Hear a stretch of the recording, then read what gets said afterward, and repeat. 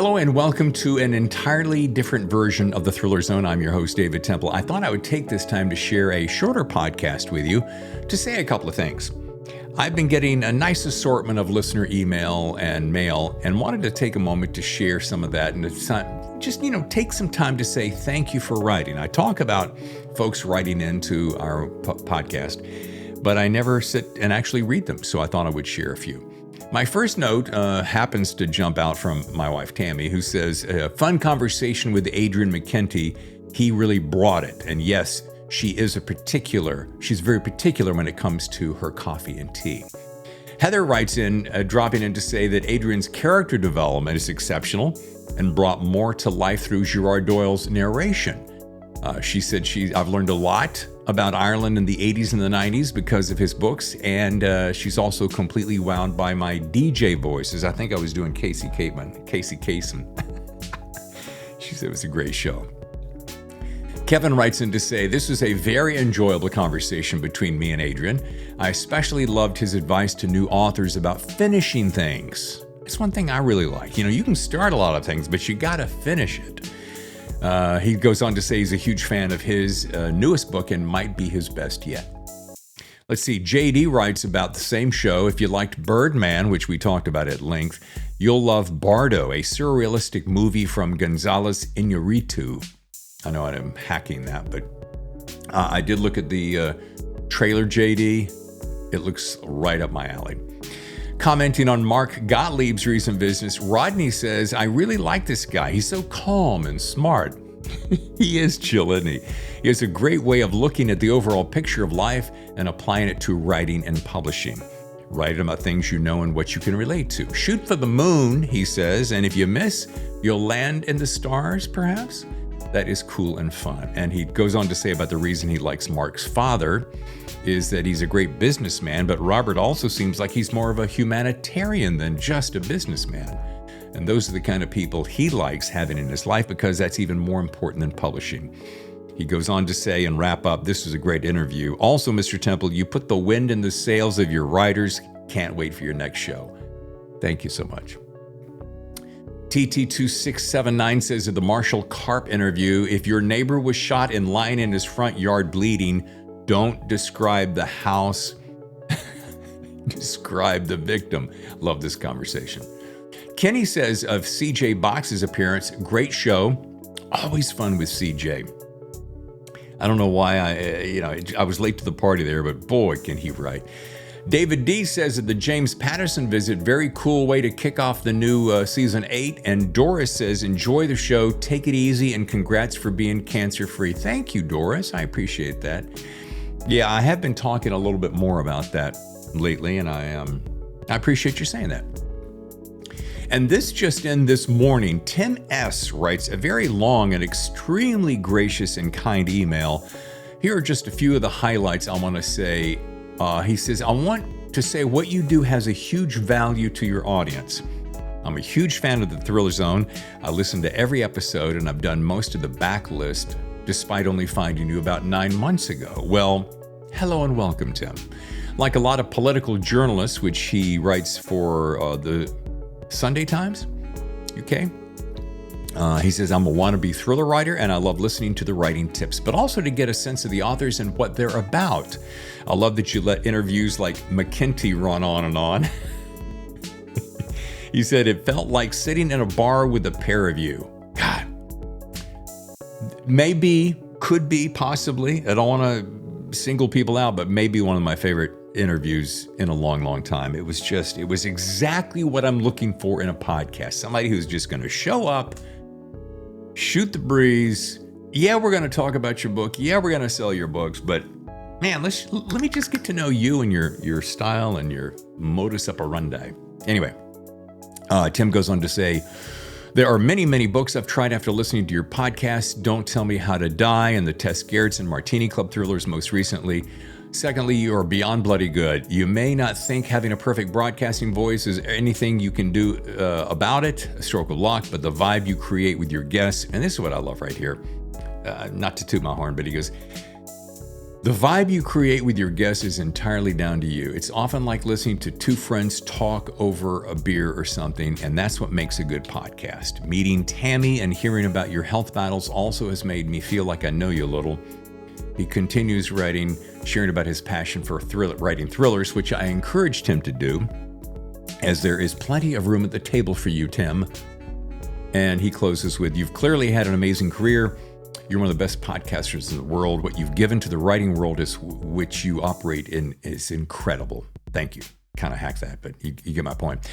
"And if you or I never hit the fiction bestseller list, I've come to terms with the fact that I'm happy with what I've done, and I hope you are too. Take pride in your excellence. Keep it up as long as you can. In one of the key areas of my life, you have enriched mine immeasurably." Wow.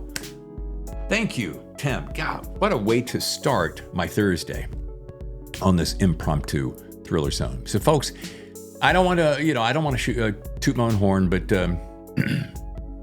letters like this mean the absolute world to me. Sometimes we feel like we're operating in a vacuum. We work, we put our head down, we crank it out, we read the books. But man, for somebody to take the time to do that, and it was a long letter, so I really, really grateful. But I'll admit, there have been times in the past, almost 4 years where I thought of just hanging up the headphones because as much as I love it, I haven't been able to monetize it quite to the degree that I'd like to. And having had a really successful career, making lots of money, I'm one of those guys I'm driven by goals, aspirations. I'm driven by money. This show, as you may or may not know, is not driven by money. It is a passion project. But, somebody asked me recently, how long do you spend on a show? I said, 25, 35 hours is a ballpark on each guest. I've got to read your book. I got to make notes. I got to record the interview, then edit the interview. And between all of that, call me crazy, but I want to write my own thrillers, The good news, I have 3 in the works. One of which I'm really going to hope to be my breakout novel. As well as 2 nonfiction books, one of which is about my journey through prostate cancer. And I just got the notes back from my editor this week. Fingers crossed, we hope to, I'd like to have it in process this year, before the end of the year. That's my goal. You know me, I'm like, let's go. We are approaching agents, but if you know anything about me, I'm not a big fan of sitting around and waiting. So, I don't know, maybe we'll go the agent route, Maybe I'll just go indie, self-pub, like I did my first 10, by the way. Anyway, I've never been that one to sit around and wait. Anyway, I just want to say thanks for listening. One more thing before I close. Given the fact that I'm currently working on 1 nonfiction book, as I said, and 2 fiction thrillers, as well as reading, two books minimum a week. And since I love this podcast, I love talking with people who are passionate about books, but also love the idea of putting my work out into the world. So I'm coming to a conclusion while I continue to read as many of the books that come along, and I try to read every single book, and I think I can say, pretty much have read the books of everyone who's been on the show. I'm kind of thinking about reading less books, but having more conversations. Does that make sense? I'm so loving the art of the conversation that, I go back to Adrian McKinty. I go back to Don Winslow when he came here and sat down in my living room. Excuse me, and we just talked. I love that stuff. I adore it. Sure, we're gonna, of course, mention your books. Fans of your books is gonna likely buy the books anyway. So I want to have more conversations. I'm thinking about opening up to maybe. Listen to me. I'm talking on both sides of my mouth. Maybe 1 or 2 conversations a week. If I don't have to read all the books and really put all the time and effort into all my notes and, making scenes that come alive and so forth. So anyway, it's just something I'm working on. And with that in mind, I'd like to consider, talking with more people, even if I can't get to reading the entire book, even though some of the conversations may even be shorter. But, the key is connecting. Like I've got some people coming up in May. Let me tell you who I'm going to kick off May with. David Baldacci, only one of the biggest writers in the world. I've taken his masterclass. Amazing. Wes Brown, They all fall the same. He's coming on. Who else have I got? I've got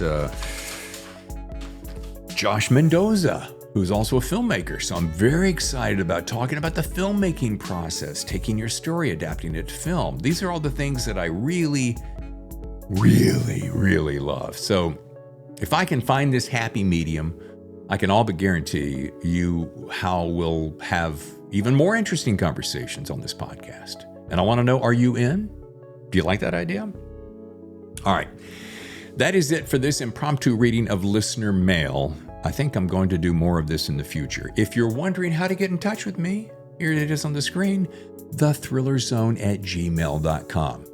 I have noticed lately, since spending more time saying that email on the show, I'm getting bombarded with junk mail, spam, like to the nth degree. So I got to figure out a way to remedy that. But that's my problem, not yours. thethrillerzone@gmail.com. You can also just go to my website, thethrillerzone.com. Hit that contact button. Fill in some information there. Whatever it is, share with me what's on your mind. Are you a brand new writer you're thinking about breaking in and you'd like to be on the show? If you're a debut author, like, right now we're not taking a lot of debut authors because we have so many other people in the queue. But get in line, get in the queue. Send me your book. Send me your book through your publicist. After all, I love to read, you love to read, I love to write, you love to write. We love to learn the inside secrets, the tips. I hate the phrase tips and tricks. The inside secrets, the secret sauce, or as I like to close each show, best writing advice. I like all that stuff. I know you do too. So thank you for putting up with this impromptu show. I am also thinking about doing a couple of shows live. Like, what if we went live on Mondays at I'm making this up, 9 a.m. West Coast time. So on the East Coast, it's lunchtime, and while you're having your salad or your sandwich, you can catch the show live. I'm toying with this idea. So thanks again for listening, and I'll see you next time for another edition of The Thriller Zone. P.S. to Taylor Moore for the nifty lid. Thanks. Your number one